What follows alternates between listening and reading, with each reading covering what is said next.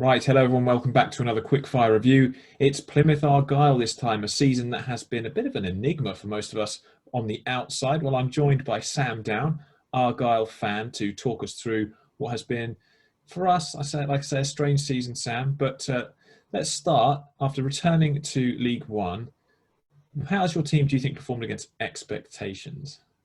I think it's been a bit of an enigma for us on the inside as well. In all Oh, that's good to truth, know. yeah, I think against expectations, I think that's a little bit of a difficult question, James, because a lot of the fans have different expectations. There was a school of thought that very much said, you'd be happy for us to stay up. We're the first season back in this league.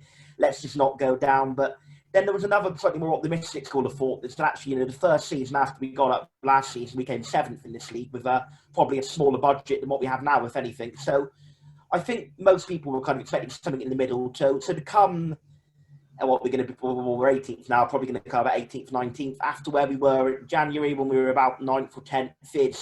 It's disappointing in my eyes. I think we could have had a better season, but we did achieve the core objective of staying up. So there is that positive. Yeah, something to build on probably. I mean, who's been your best player, do you think, for the campaign that we've just seen? It's a tough question. I think we've had 4 or 5 players who have been pretty good, but we've had no real one standout excellent player. Obviously, if you'd asked this question in January, the answer on everyone's lips would be Luke Jeffcott. Sadly, he's had quite a poor second half of the season, not scored a goal since early February, and his form's dropped off as well. Michael Cooper in goal, probably the opposite. He had a little bit of a shaky first half of the season, made a few errors, but second half he's been fantastic. My vote for player of the year actually went for Conor Grant, who's a top assist maker with, I think, 10 assists from midfield. Played a couple of games left wing back, couple of games central midfield. So I think whilst Cooper and Jeffcott have both had, got a lot of highs and lows, I think Grant's probably been the most consistently good over the campaign. So he's who I've gone for my player of the year. Yeah, I think that's a fair shout. I think he's looked pretty good actually from an outside perspective. Is there any player that's Fantastic goal he had as well. yeah, he does. He scored some good goals as well, hasn't he? Um, any player that surprised you, good or bad?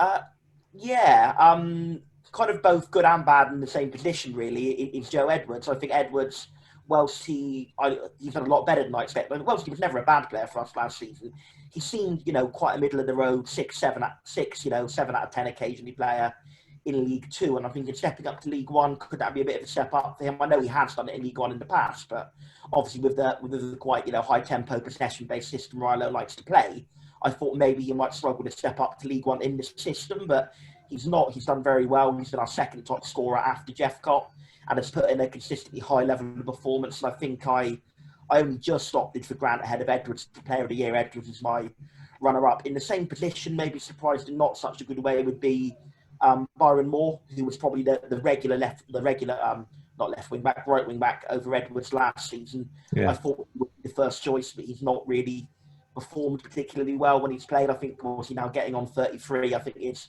previously electric pace is starting to drop off a little bit. So I think probably will see him released when the release list comes out and probably have to drop down a league or so, I would probably say. Probably, yeah, I would agree with that. Who's been your best signing? Best signing? Well, funny, out of the 4 players I've mentioned for player of the year, all 4 of them were obviously here last season of Cooper, Jeffcott, Grant and Edwards. And probably the next best player after that would be Danny Mayer, and he was also here last season. So we're going a bit down the list. Probably Camara, I would say. Pantuccia Camara has been our best signing. He's actually been quite poor form for the last month or two as a team. But when we were on good form, he was on very good form. He's a very dynamic player and Yeah. underratedly good with the ball as well. I think people focus on his energy and dynamism, but people don't really focus so much on the fact that he can just beat a player and with great close control. I think his passing and end product could definitely do some work, but his technique is good. And I think he's a player who, whilst he's been inconsistent this season, you certainly think there's more to come from him, and hopefully we'll see more from him next season. Yeah, I was very impressed. I saw him a few times at Crawley actually live, and he was a very good player for them. So I think I'm not that surprised that you've gone for him. I think he's a good player. What about opposition player? Which one of the opponents' players that you've seen has impressed you the most this season? There's a few are up there. I think the one who probably most people will probably give an answer to this is Dembele, Sariki Dembele from Peterborough, a very good player. But the one who I think maybe doesn't get quite so much recognition, who I think is probably the best player against us both times we played this team, is Honeyman from Hull, George Honeyman. Yeah, Absolutely fantastic for them at the heart of the midfield. He's a great all-round midfielder. He's got the technique, he's got the composure on the ball, but he's also got that real energy, dynamism, driving force. And I think Hull, they're a team who, they're not like a Peterborough. You don't see them get that many, 4 or 5-1 or heavy wins. They're just a team who quietly grind out a lot of 2-0s, 2-1s, that kind of result. And yeah, in both the games against us, Honeyman absolutely controlled the midfield in both games. And I think he's a pivotal player to why they're going to most likely win the league. Yeah, I'd agree. I think he's been brilliant. He's actually Player of the Year nominee, and I think he's got a good chance of winning it, but we'll have to obviously wait and see. What about the best opposition team as a whole that you've seen? Peterborough, without a doubt, Peterborough. They were absolutely fantastic against us on both occasions. Clearly, with Peterborough, the issue with them, as I'm sure their supporters will say, is they're inconsistent. When they have a bad day, they can really shoot themselves in the foot, but when they're on a good day, I don't think there's a team in the league to rival them. They beat us 1-0 at their place and 3-0 down at our place, and 1-0 very much flattered Argyle up at Peterborough. Peterborough were comfortably the better team, and on another day it could have been 3 or 4. And I think down at home park, 3-0 was probably about a fair reflection. So we were well beaten on both occasions by Peterborough. They absolutely played some fantastic free-flowing stuff, and it's kind of remarkable that they still could somehow not go up, but I think they probably will. I think they'll probably have just about enough to get over the line. You'd hope so. The season that they've had, they look like a team that certainly will. They just need I think they just need a point, actually. So that you'd expect them to get that. You would, but then they're playing Lincoln, aren't they, in the next game? And then, of course, if Lincoln win that and then win the game in hand, bit of nerves going into the final day. You never know. You never know. That's why we love League One. That would be something, I have to say. What about the team that's not impressed you? Any team that stands out as a sort of a really poor side? Yeah, managed by a former manager of ours. It was John Sheridan's Swindon Town. They were absolutely atrocious when we played them up at their place. We won 2-0, again, 2-0 flat at Swindon on that occasion. We could have won by more than 2. They were just not doing the basics right at all. They were passing the ball out of play. Nobody was moving to follow on to a pass. They were completely static. When they had possession, their other players, they weren't showing for the ball. They kept having to go back. They were just completely, just a pretty dreadful performance all round, and we deservedly came out the better. Yeah, just hope they survive as a club. That's the biggest worry for them at the moment. I think they're in a, sadly for them, are in a position to do a Southend with the financial situation they're in. A lot of players coming out of contract, aren't they? I could easily see them struggling again at the bottom end next season for sure.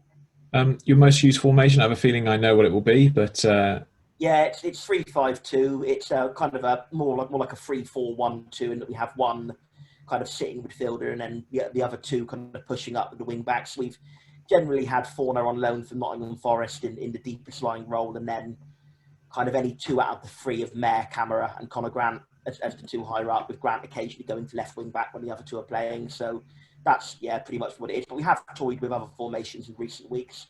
We had a little run of playing like a 4-2-2-2, like a box 4-4-2 with 2 deeper and then 2 slightly wider attacking midfielders behind 2 strikers. But I think we always, what has pretty much always been the case, bar very rarely, is that we've had to go 2 up front, because when you've got Jephcott on form, Niall Ennis, who's a fantastic striker, and Hardy, when he's on form, are 3 very, very good strikers for this league. So I think playing 1 striker is a bit of a waste for us. So we always try and accommodate the 2 strikers where we can.